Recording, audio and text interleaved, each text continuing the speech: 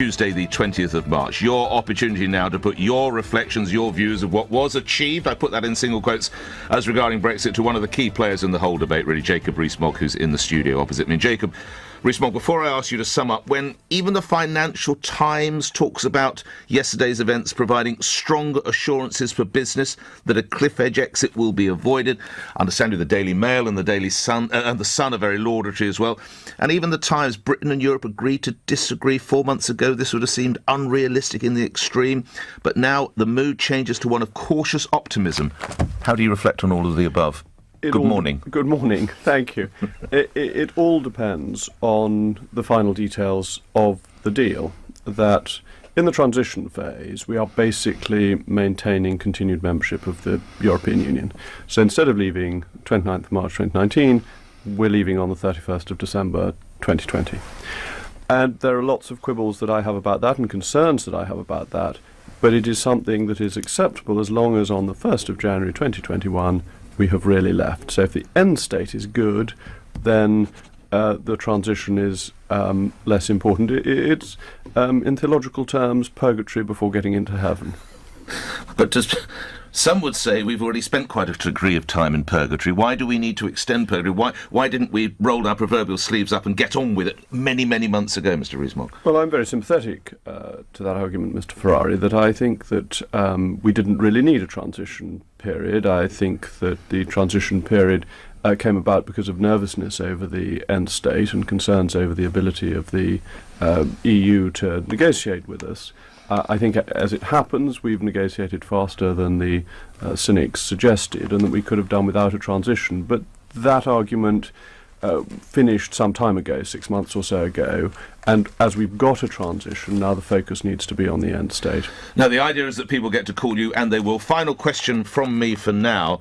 And I must admit, if I could do it, I would have raised a Roger Moore-style quizzical eyebrow this morning when I turned to the front page of another newspaper, the Daily Telegraph, and the second paragraph, second par, and I don't need to tell you that with your eminent late father, of course, immersed in journalism as he was, second par begins, Jacob Rees Mogg, the leader of a 60-strong group of Eurosceptic Tory MPs, is due to board a boat and throw fish into the river next to Parliament in protest at the alleged sellout over the fishing deal. What are you cutting on board, and what's the fish going to be? And are you wearing a yellow sou'wester? No, am I going to change my name to Captain Haddock? I'm not throwing fish anywhere. I am not a fish thrower. I think this has got slightly out of hand, that there was a suggestion that a fishing boat should go up the Thames in a protest against the delay in leaving the common fisheries policy. But I won't be throwing fish anyway. I have a nasty feeling that if I started throwing fish, they would be brought back the wind and hit me in the face. So no, I'm not a fish thrower. But sticking with words, which is your forte, have the fishermen, and I'm sure there are some fisherwomen, how the fishing industry been sold out? I think this is a real worry. The problem is that there may be a change in the approach to fishing quotas, which will make it particularly difficult for British fishermen in the final year of membership. And this is the choke quota issue, whereby the quota will be set for a maximum of each fish, and you're not allowed discards, so that if you meet the quota in the lowest level of catch for a particular species of fish, you then can't do any more fishing, because if you catch one more of those, you're not allowed to throw it back. And that is the issue, and if we were in control ourselves, we'd be able to have different rules. So there is a fear that the last year of membership of the CFP could be potentially the worst year of membership of the CFP. How interesting. Calls, that's what we're about. Hassan is in Slough. You're through to Jacob Rees Mogg. Go ahead, Hassan. Good morning to you. Good morning, gentlemen. Good morning. Morning, sir. I am a Remainer. I'm one of the Tory Remainers. But looking back, there was propaganda on both sides. And I think one way to cut through the haze is to ask this question.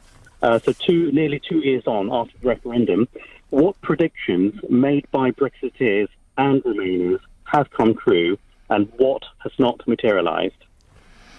Hassan, hold on the line while Mr. Rees Mogg goes through his memory. That's an interesting challenge, certainly, perhaps on the Remainer side. Where do you want to start? Well, the Remainers were unwise enough to make predictions about what would happen in the event of a vote to leave, rather than what would happen once we left. So the particular flaws there were the Treasury estimates of an increase in unemployment of, I think, between 500 and 800,000 simply on a vote to leave, of the emergency budget, which would see tax rises and spending cuts, the governor of the Bank of England who said there would be a technical recession, and none of these things happened. So those are false promises that they probably knew at the time were pretty speculative. Why did they do them, Mr. Rees Mogg? Oh, it was part of Project Fear. To bully the voter? Of course it was. Of course it was. You see, they ran the playbook that they'd run in Scotland, which they thought had worked, whereas in my view the campaign in Scotland had put the Union at risk. That if you look at the polls in Scotland, at the beginning of the independence referendum it was 65-35 for the Union. By the end it was 55-45. I don't think voters like Project Fear. And the Brexit campaign, the Remain side, was run very much on Project Fear. As from the Brexit side, it's too early to tell because... £350 million for the NHS. I have to put that to Of course, but after we've left the European Union. And we haven't left the You're European Union. still confident that figure could come about? Oh, I think that figure not only could come about, but I've said many times it should come about, even though I didn't actually use that figure during the campaign. I think it's very important that politicians meet the spirit of their promises as well as the technical detail, and that when people voted to leave, they thought there would be £350 million for the NHS. And politicians do badly when they say, oh, look at the small print. On page 27, clause 3, subsection 2, we said this would only happen under very specific circumstances. I think that's good enough. I think when you put it on the side of a bus and you then win the election, whoever is then in government has to recognise that is something people voted for. Have we got control of our... Hassan, coming back to you in a second, have we got control of our borders? We will have control of our borders on the 1st of January 2020. Hassan, a quick reflection from what you've heard? Yes, and I think, Jacob, you are quite objective in your analysis. And all I can say is, from experience, one negative aspect I've actually experienced, having travelled abroad a few times over the last couple of years, is when changing currency from the pound to foreign currency, I have felt the pinch. But final point is, as a point I made to Nigel Farage and Katie Hopkins last year, I hope that the predictions that we made as Remainers are wrong. Oh, well, thank you for that, because I'm not sure that's true of all your colleagues on the Remain side, but I think that's a really positive note for you to take, so thank you, sir. Hassan, thanks for getting us started. To Barry in Manchester. Go ahead, Barry. You're on the radio. Good morning. Hello there. Good morning. My concern is with the border in Ireland, and that is that, but first of all, I think the British government yesterday agreed to the proposals, the three options that they agreed to in December, and they've agreed to it again yesterday, that the three options for the north of Ireland were that the British government come up with their own proposals on the border, or special status for the north of Ireland, or failing that the north would remain within the single market and basically within the EU. All right, we're battling a bit of a bad line, but you've got your points across. Barry, I probably won't ask you for a return comment because it was a bit of an effort. I trust, Jacob, you heard enough to respond. Yes, I did, and thank you, because it's an important part of the end settlement.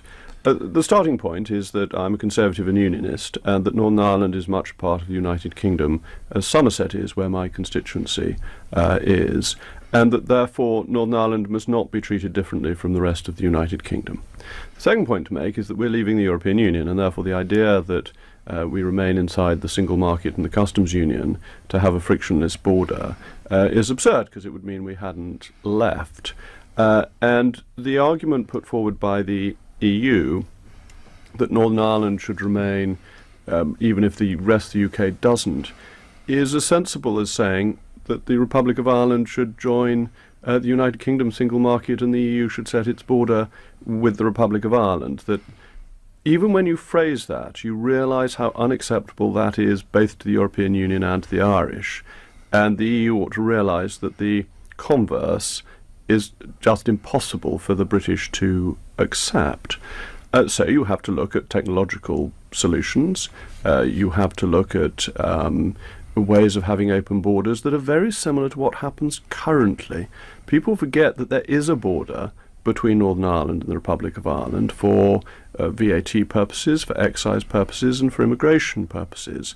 And so it'll be no different. It'll just add on customs. And that is relatively straightforward if there's the political will to do it. The difficulty is that the EU does not have the political will to do it because it wants to use it as a stick to try and keep the UK in the single market. And we must just say no. As we look around the countries that make up the great United Kingdom, there is a report that Mrs May could have problems with dissenting or even revolting Scottish MPs over the fishing deal. How robust should she be with any dissent? Well, I think the complaint made by the Scottish Conservative MPs is a highly valid one, that it's one of the advantages of leaving the European Union. And as a unionist, I greatly welcome the opportunity for Scottish fishing, particularly. The majority of fish in British waters are actually in Scottish waters. So it'll be particularly helpful to the Scottish economy to have a regrowth of its fishing industry. And to delay that by 21 months is regrettable.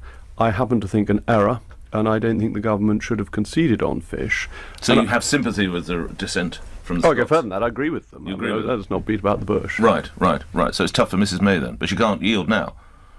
Well, nothing's agreed until everything's agreed. So she should rethink. I think on the fishing issue the government should rethink. I think Isn't that one of our MasterCards to play, I read? British MasterCards to play the fish. Isn't that one of our great sort of suits? Well, our great strength is money.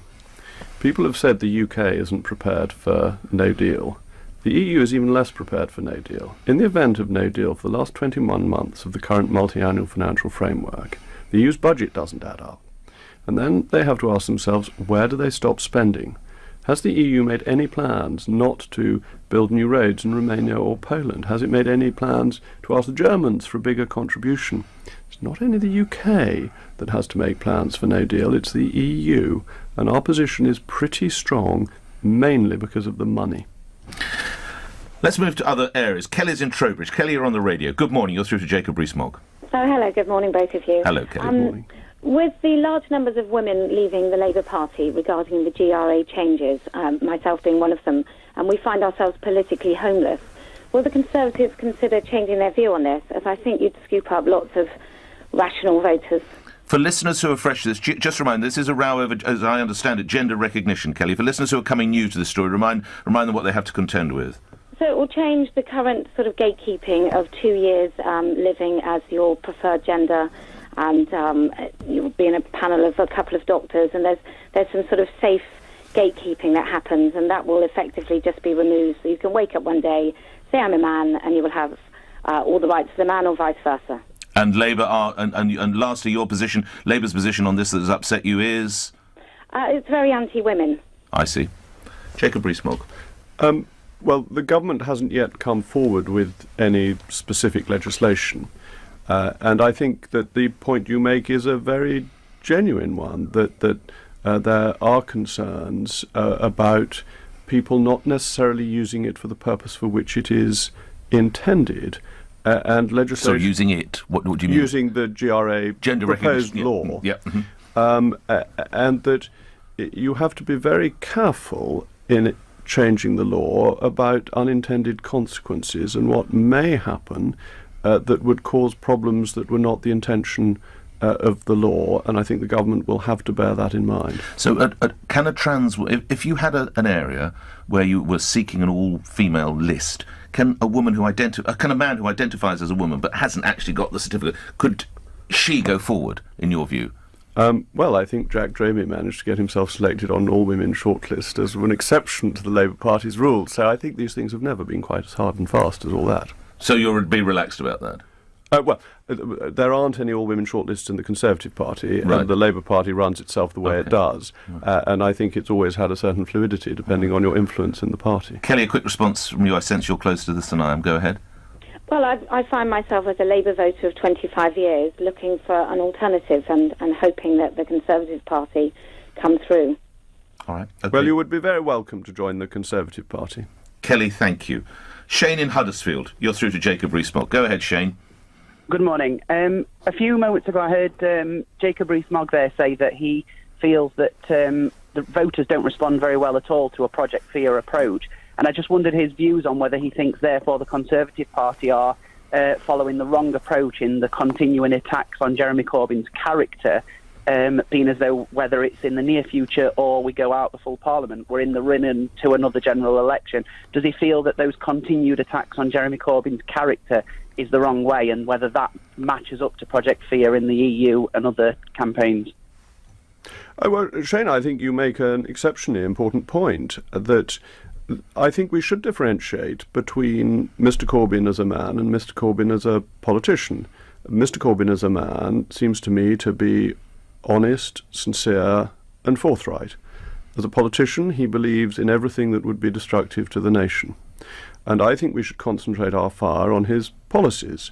In terms of his approach to the events in Salisbury, he would leave our country at risk, not because he is a bad man at all, but because what he fundamentally believes is dangerous to the security of the nation. Isn't he just urging more caution, Mr. Rees Mogg? Doesn't he just want the samples checked and Russia allowed to look at this certain alleged Novichok? I think you're being much too sympathetic to his position. His position is essentially to give the benefit of the doubt to Russia and to raise hairs running, as his spokesman did, about our own security services, which I think is a... That was the briefing regarding Iraq, you mean? Yeah.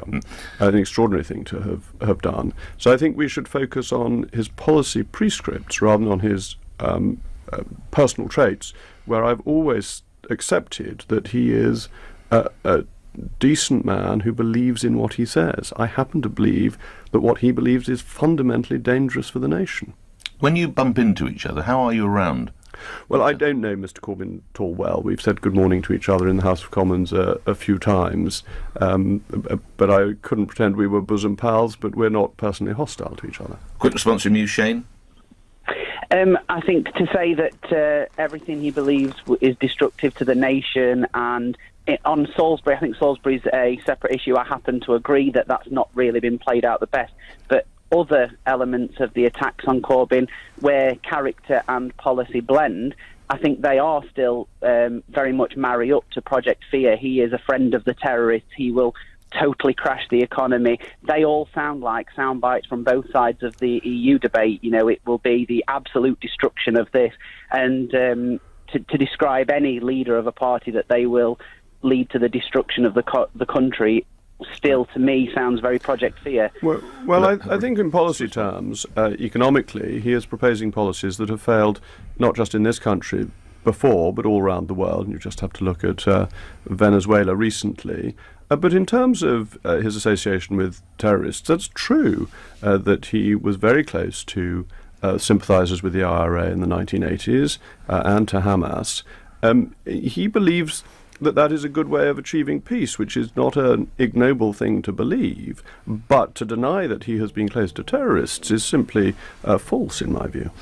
Thank you for that, Shane. Max, your question in a moment. Let's get some of the email questions that are coming in. This one comes from Rachel in Bexley. There was an idea floated last week that the government would put an extra penny on national insurance solely for the National Health Service. Does Jacob Rees Mogg agree with that? No, I don't. The country is paying, as a percentage of GDP, broadly the highest level of tax it's paid since the 1970s, the early 1970s, late 60s, early 70s. There is very little room for extra tax revenue. The way to fund the health service is to grow the economy, and by increasing the tax burden you will not grow the economy. I also would raise questions about the wisdom of hypothecating taxes. Very often the money gets siphoned off for other purposes in the end. Can you grow the economy quick? I mean, you are a financial man. I don't know. How long does it take to grow an economy? You're not going to get that done overnight, are you? The economy grows if you take the right long-term economic policies. And you recognise there is a cash crisis with the NHS? I've been saying that I think it should get the £350 million. Yes, pounds. yeah. I mean, I'm a fiscal hawk, but the NHS needs more money. And then it's a question of where do you find that money from? Where do you find it in the short term and where do you find it in the long term? But actually we're at the state with our public expenditure where there is not new money to be found. We can't borrow anymore because borrowing is merely delayed taxation, and there is no further ability for the economy to bear further taxes. So it's therefore a question of reallocating resources from other areas, and you have to work out where it should come from. Primary target for me is the EU budget.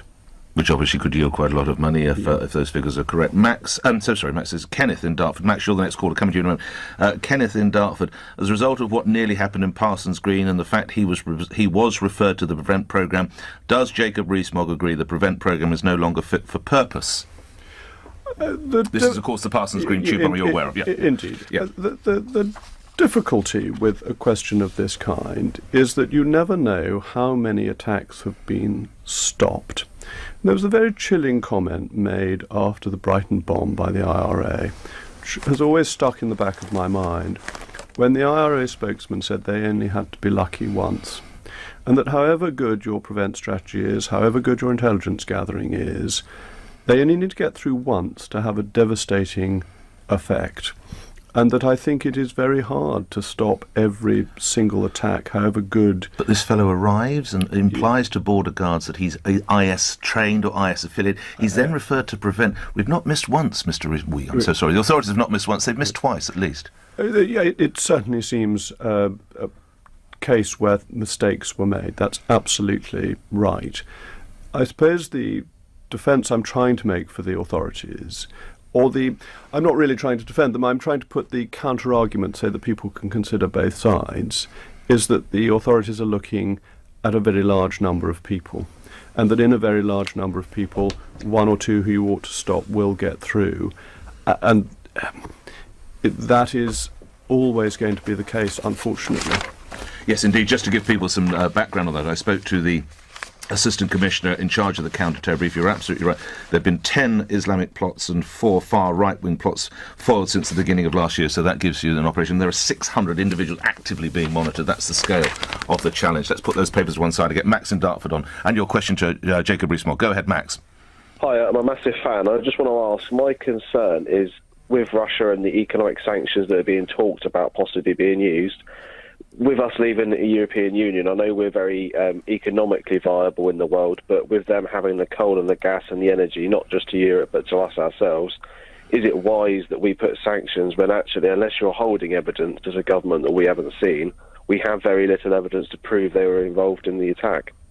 Well, first of all, I'd say that the Prime Minister is a very cautious leader. She would not have made the claims that she has made without being very convinced that we have the evidence.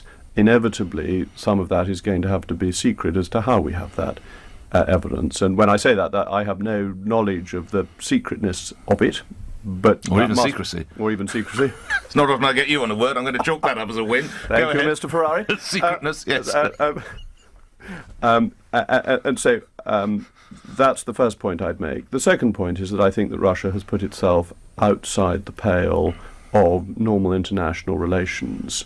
Its invasion of Georgia, its invasion of Ukrainian sovereign territory, its willingness to murder people in British streets. That is not how a normal nation behaves, and you can't allow that to go unnoticed, unresponded to. In terms of energy security, I have long been an advocate of hydraulic fracturing, shale gas, which we potentially have a great deal in this country, which would reduce the cost of gas in this country and make us less dependent on overseas supplies. Yes, I doubt that there's one at the end of your garden, though. This is probably the problem, isn't it? There's people don't really want that sort of thing going on in their neighbourhoods. Well, as it happens, my bit of Somerset is the old Somerset coalfields, and it is possible there is shale gas in North East Somerset. So, right, you're ready to yield some of that lovely soil and turf. The size of a hydraulic fracturing plant, bear in mind it's horizontal drilling, so you only need a very small plant above ground. It's not this great blot on the landscape that people think it might be. And when the coalfields were developed in Somerset, they became convinced that they were stopping the Bath Spa water flowing through. Oh, right. And the great founder of the science of geology, William Smith, was called in to investigate, and he discovered the waters had simply been blocked by an oxbone. Wonderful historical note. Max, thank you. Let's time for one more. Sue in Croydon. Sue, you're through to Jacob Rees-Mogg. Go ahead, Sue. Good morning. Hello there. I was on the topic of paternity leave. Oh, yes. So my belief is on this, that unless companies really embrace it, unless there's equality in the workplace in all areas, then actually women are going to suffer because men are going to get jobs above them. People are going to select them over somebody of childbearing age. I also think there's another complication to this, which is adoption. So if you adopt a child, then you get parental leave, maternity leave. So if I were to move you to your direct question, Sue, because we've come to the last minute or so. Yeah. What's your direct question of Jacob Rees Mogg? My direct question is, why isn't this in law? What aspect? Why isn't what aspect in law? That people are mandated to take paternity or maternity leave, is that it?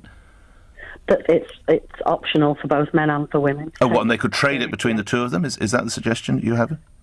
Absolutely. I see. OK. Jacob Rees Mogg. Well, there is some flexibility in paternity leave, as I understood it. I thought people could take... Yes, fathers get the option of 12 weeks paid, I've just had put up for me, use or lose paternity leave to try and encourage greater male involvement in the young lives of children. This is from the Women and Equalities Select Committee last week. So I think there are moves in... You've never taken direction. any, have you? I remember you've talked about this once before, didn't you? I haven't taken any paternity leave, no, but I've always been in jobs where it was easy for me to go and visit the newborn baby and so on, so it hasn't been a particular issue. Yes. I wouldn't in this instance take my life as necessarily a model for others, that others have different needs and requirements. So I'm not against paternity leave. Yes. It's just I didn't need it when my children... Don't you think it's more important later on? I always think it's more important later on, because normally, not that I have a wife anymore, but when the children came along, it was her mum who was moved in to look after, and then normally it's probably better for Dad to come up in about a year's time or something like that. I'm sympathetic to that view, actually. I think you want to be able to do things like go and see their school plays. Yes. And that becomes very important. It becomes very important as they get a bit older and they want you actually to be at things that they are doing. Well, you must never stop seeing school plays and nativities and rugby and cricket and goodness knows what else. Well, I missed George Osborne's autumn statement several years running because it always clashed with a school play. I think you did rather well there, didn't you? Any excuse will do. Jacob, great seeing you. Thank you. Jacob Rees Mogg.